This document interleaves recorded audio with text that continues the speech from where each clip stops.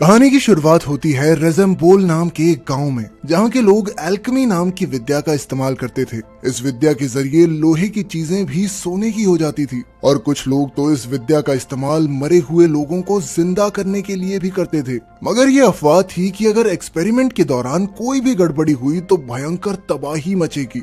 इसके बाद हम एडवर्ड और अल्फोंसे नाम के दो भाइयों को देखते हैं, जो कि बचपन से ही एल्केमी सीख रहे थे। वो अपनी लाइब्रेरी की किताबों की मदद से एक्सपेरिमेंट्स करते रहते। एक दिन उन्होंने एक खिलौना बनाया और दौड़कर अपनी माँ को दिखाने गए, पर अचानक उनकी माँ को दिल का दौरा पड़ गया और उनकी मौके पर ही मौत हो गई।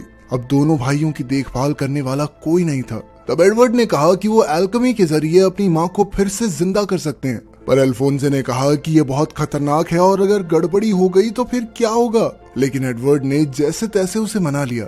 इसके बाद उन्होंने किताब में लिखा हुआ सारा सामान इकट्ठा किया और एक जादुई गोले के बीच में रख दिया। फिर जैसे ही उन्होंने मंत्र बोलने शुरू किए, अचानक गोले में जबरदस्त ऊर्जा पैदा होने लगी और वहाँ एक बहुत ही भयंकर बवंडर बन गया। कुछ ही पलों में उस जादुई बवंडर ने पूरा घर उखाड़ कर रख दिया। इस घटना के 20 साल बाद हम देखते हैं कि एडवर्ड एक पंडित के पीछे भाग रहा था, जिसके पास एक रहस्यमयी लाल पत्थर था। दरअसल ये पारस पत्थर था, जिसकी मदद से बिना ज्यादा तामझाम के एल्केमी की जा सकती थी। पर अचानक उस पंडित ने पत्थर की मदद से एडवर्ड के ऊपर बड़े बड़े पिलर्स से हमला कर दिया। इसके बाद उसने कई भयानक से दिखने वाले जीव एडवर्ड के पीछे लगा दिए। तब एडवर्ड ने भी अपनी जादुई छड़ी निकाली और तब हमें पता चला कि वो भी अब एक एल्केमिस्ट बन चुका था। तभी वहाँ एक रोबोट जैसा आदमी आया और उसने एक एक करके उन सारे अजीबोगरीब जीवों को मार गिराया। इस दौरान उसका हेलमेट नीचे गिर गया, पर उसका कोई शरीर था ही नहीं। इधर एडवर्ड को भी लोहे के हाथ पैर लगे थे, इसी वजह से सब उसे फुल मेटल एल्केमिस्ट कहते थे। आखिरकार उसने पंडित को लोहे के हाथ से मुक्का मारा और उसका वो लाल पत्थर नीचे गिर गया। एडवर्ड ने सोचा कि उसका मिशन पूरा हुआ, पर तभी वहाँ कर्नल मस्टैंग और उसकी फौज आ गई और उन्होंने पंडित और एडवर्ड दोनों को ही गिरफ्तार कर लिया। एडवर्ड ने उस लाल पत्थर की ओर इशारा करते हुए कहा कि ये पारस पत्थर है, पर कर्नल मस्टैंग ने उसे दिखाया कि वो नकली था। ये देखकर एडवर्ड बहुत दुखी हो गया, क्योंकि वो इतने सालों से उस पत्थर को ढूंढ रहा था। तभी वो रोबोट जैसा आदमी वापस आया, जो कि कोई और नहीं एडवर्ड का भाई अल्फोंसे ही था। बाद में सब मिलिट्री बेस पहुंचे तो कर्नल मस्टैंग ने कहा कि पारस पत्थर जैसी कोई चीज नहीं होती। वो पत्थर जो पंडित के पास था वो उसकी शक्तियों की वजह से चल रहा था। मगर एडवर्ड को अब भी विश्वास था कि कहीं ना कहीं उसे पारस पत्थर जरूर मिलेगा। वो इस पत्थर के जरिए अपने हाथ पैर और अपने भाई का शरीर वापस लाना चाहता था। खैर, फिर घर लौटते हुए एडवर्ड को अपनी बचपन की दोस्त विनरी मिल गई। जब उसे एडवर्ड की कहानी का पता चला तो उसने कहा कि वो भी उसकी मदद करेगी उस पत्थर को ढूंढने में। उधर वो पंडित मिलिट्री के चंगुल से बचते हुए एक खुफिया कमरे में पहुंचा, जहां 3 जादुई गैंगस्टर्स उसका इंतजार कर रहे थे। उनकी लीडर का नाम था लश।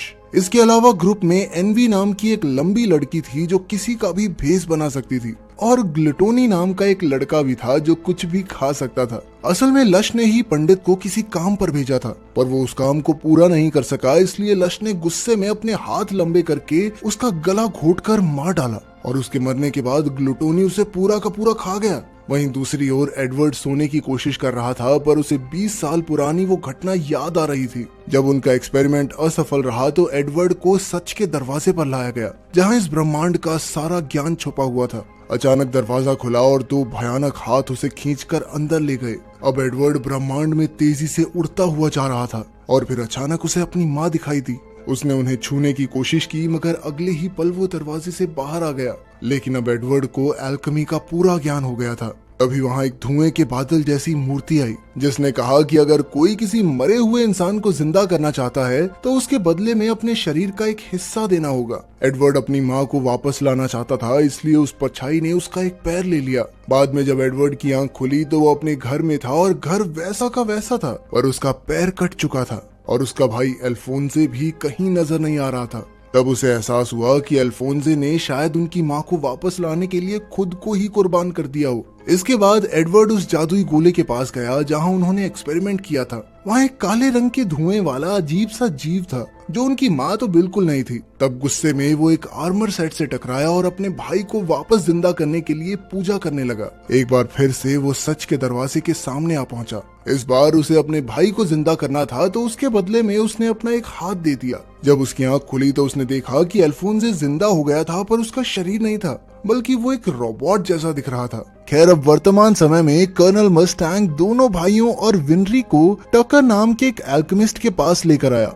क्योंकि उन्हें उम्मीद थी कि यहाँ से पारस पत्थर की थोड़ी जानकारी मिल सकती है। टकर ने उन्हें अपने कई आविष्कार दिखाए। उसने कई जानवरों को मिलाकर नए जानवर बना दिए थे। बाद में एडवर्ड ने टकर को अपनी पूरी कहानी सुनाकर कहा कि वो कैसे भी करके पारस पत्थर तक पहुंचना चाहता है। टकर ने जवाब दिया कि वो ये तो नहीं जानता कि पत्थर कहाँ मिलेगा, लेकिन वो अपनी तरफ से एडवर्ड की पूरी मदद करेगा। इसके बाद एडवर्ड और विनरी ट्रेन से दूसरे शहर पहुंचे। यहाँ वो डॉक्टर मार्को से मिलने आए थे, जिसके पास पारस पत्थर की जानकारी थी। मगर जैसे ही वो उसके घर पहुंचे तो मार्को को लगा कि वो बुरे लोग हैं और उसने एडवर्ड और विनरी पर गोलियां चला दी। तब एडवर्ड को अपने आप को बचाने के लिए मार्को को बेहोश करना पड़ा। खैर, होश में आने के बाद मार्को कहने लगा कि अगर वो पारस पत्थर के बारे में ना ही जाने तो ही बेहतर है। तभी अचानक उसे कुछ महसूस हुआ और उसने खिड़की पर गोली चला दी। तब ये खुलासा होता है कि गैंगस्टर लश उनकी जासूसी कर रही थी। वो धीरे धीरे उन तीनों की ओर बढ़ने लगी। मार्को ने उस पर कई गोलियां चलाई, लेकिन लश पर कोई असर नहीं हुआ। आखिरकार उसने सबको दीवार में चिपका दिया और फिर मार्को के सीने में चाकू घोंप दिया। उसके जाने के बाद मार्को ने अपनी आखिरी सांसें गिनते हुए एडवर्ड को बताया कि पारस पत्थर का सच उसे लेबोरेटरी 5 में मिलेगा। असल में ये एक खुफिया बिल्डिंग थी जिसका इस्तेमाल मिलिट्री करती थी। बस इतना बताते ही मार्को की मौत हो गई। इसके बाद एडवर्ड सीधा टकर के घर पहुंचा और उसने देखा कि टकर ने एक इंसान और कुत्ते को मिलाकर नया जानवर बनाया था। टकर ने बताया कि इस एक्सपेरिमेंट के लिए उसने अपनी बेटी और अपने कुत्ते को कुर्बान कर दिया। इससे पहले के जानवर उसने अपनी पत्नी के शरीर के हिस्से इस्तेमाल करके बनाए थे। ये सुनकर एडवर्ड गुस्से से लाल हो गया और वो टकर को बुरी तरह पीटने लगा। वो तो उसे जान से मारने वाला था, लेकिन फिर ऐन वक्त पर अल्फोंसे ने वहां आकर उसे रोका। फिर टकर को अपनी पत्नी और बेटी की जान लेने के जुर्म में जेल में कैद कर दिया गया। इसके बाद एडवर्ड ने कई किताबों में लाइब्रेरी 5 के बारे में ढूंढने की कोशिश की, मगर कई हफ्तों की मेहनत के बाद भी कुछ हाथ नहीं लगा। पर एक शाम जब वो लाइब्रेरी में था तो मिलिट्री जनरल वहां आया और उसने बताया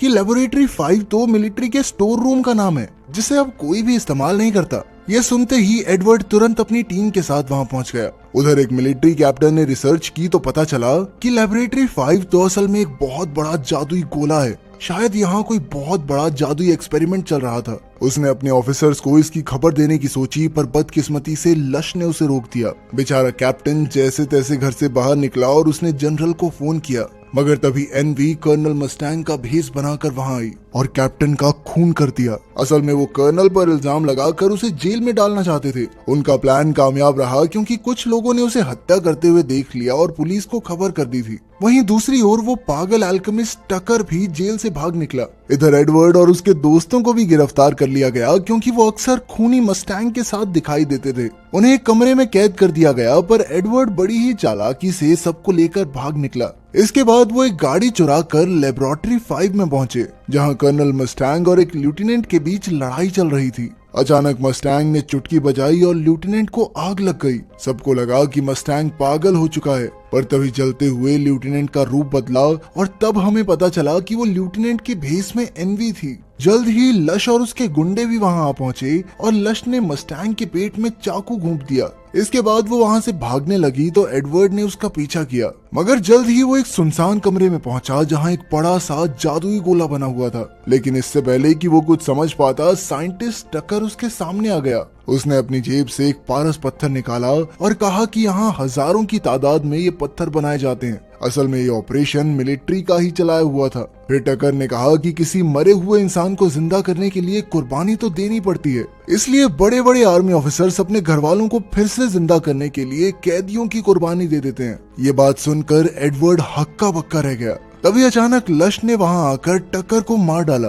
क्योंकि उसने एडवर्ड को खुफिया राज बता दिया था। तब ये खुलासा होता है कि लश ने असल में जन्म नहीं लिया, उसे किसी ने एल्केमी से ही बनाया था, इसीलिए वो एक आम इंसान से कहीं ज्यादा शक्तिशाली है। तभी इस पूरे ऑपरेशन का मास्टरमाइंड जनरल वहां आया। उसने बताया कि उसका असली मकसद है ऐसे ही सुपर नेचुरल लोगों की फौज खड़ी करना, और लश उसके सबसे ताकतवर योद्धाओं में से एक थी। इसके बाद उसने कमरे की बत्ती जलाई तो छत पर हजारों बेजान रोबोट्स लटके हुए थे। फिर जनरल ने सभी पारस पत्थर सिलेंडर्स के जरिए रोबोट्स तक पहुंचाए, और जैसे ही वो रोबोट्स की छाती में पहुंचे तो वो एक एक करके जिंदा होने लगे। अपने बनाए रोबोट्स को देखकर जनरल खुशी से झूम उठा और उनसे मिलने गया, मगर ये क्या, जल्द ही रोबोट्स ने उसे घेर लिया और नोच नोच कर खा गए। जल्द ही कर्नल, अल्फोंसे और विनरी भी कमरे में आ पहुंचे और फिर एडवर्ड के साथ मिलकर रोबोट्स का सामना करने लगे। रोबोट्स बहुत ज्यादा थे, इसलिए उन्हें लग रहा था कि आज तो यहीं मारे जाएंगे, पर तब कर्नल मस्टैंग ने कहा कि रोबोट्स को मारने के लिए उनके सर आपस में टकराने होंगे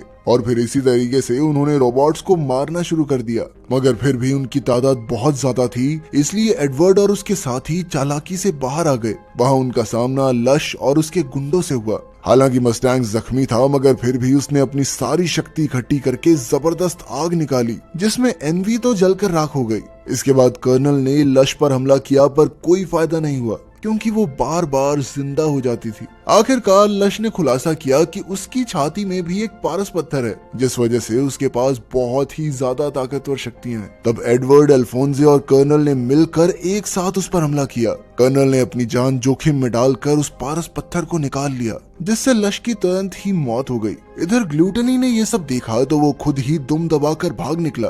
आखिरकार अपनी जीत के बाद कर्नल मस्टैंग ने एडवर्ड को वो पारस पत्थर दिया ताकि वो अपने भाई का शरीर वापस ला सके। एडवर्ड ने अल्केमी शुरू की, लेकिन वो फिर से सच के दरवाजे पर पहुंच गया। वहां अल्फोंसे अपने शारीरिक रूप में खड़ा था और अब एडवर्ड को ये पारस पत्थर उस परछाई को देना है, मगर फिर ऐन वक्त पर वो पीछे हट गया। अब एडवर्ड अपने फायदे के लिए इस पत्थर का इस्तेमाल नहीं करना चाहता था, क्योंकि अब वो समझ चुका था कि इससे कितनी जिंदगियां बर्बाद हो चुकी हैं। आखिरकार वो असलियत में वापस लौट आया और अपने भाई से माफी मांगी, क्योंकि वो उसके शरीर को नहीं ला पाया। तब अल्फोंसे ने भी उसे माफ कर दिया और कहा कि वो भी अल्केमी का इस्तेमाल नहीं करना चाहता। उसने कहा कि अल्केमी की वजह से ही उनकी जिंदगी में इतने हादसे हुए, इसीलिए अब इससे जितना दूर हो सके उतना रहना ही बढ़िया है उनके लिए। आखिर में एडवर्ड एक नए सूरज को उगते हुए देख रहा था, जिसका मतलब है कि वो अपनी जिंदगी में एक नई शुरुआत करना चाहता था। अगर वीडियो पसंद आई तो लाइक कर देना, चैनल को सब्सक्राइब कर देना। मिलते हैं अगली वीडियो में।